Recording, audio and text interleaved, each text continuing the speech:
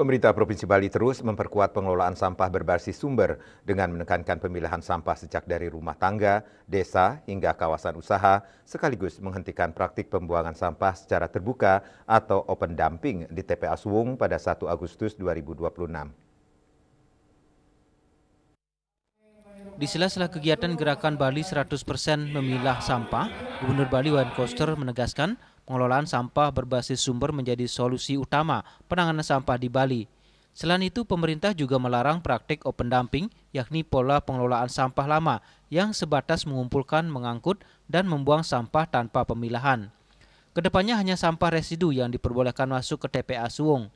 Pemprov Bali saat ini juga tengah mempersiapkan pembangunan fasilitas pengelolaan sampah menjadi energi atau waste to energy atau PSEL di Pesanggaran, Pemogan, Denpasar Selatan sebagai solusi jangka panjang penanganan sampah. Proyek PSEL Denpasar Raya saat ini telah memasuki tahap persiapan pembangunan dan diproses oleh Danantara. Groundbreaking proyek dijadwalkan berlangsung pada 8 Juli 2026 mendatang. Proyek strategis penanganan sampah ini ditargetkan rampung akhir tahun 2027.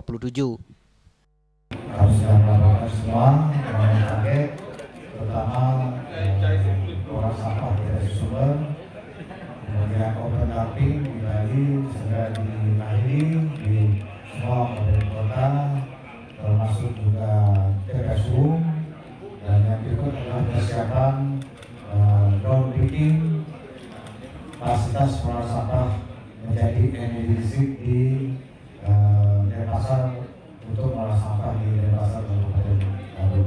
Sementara itu, Menteri Lingkungan Hidup Republik Indonesia Muhammad Jumhur Hidayat mengapresiasi komitmen pemerintah daerah di Bali dalam memperbaiki tata kelola lingkungan, khususnya pengelolaan sampah.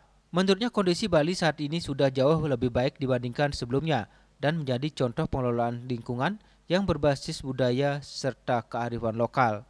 Bali sudah lebih baik dari yang pernah kita bayangkan, bagus sekali dan sudah berjalan sambil menunggu PSEL yang to energy ya, waste to energy, waste to electricity dan sebagainya. Tapi itu di ujung dan langkah sekarang sudah terjadi begitu baik. Winata, Bali TV.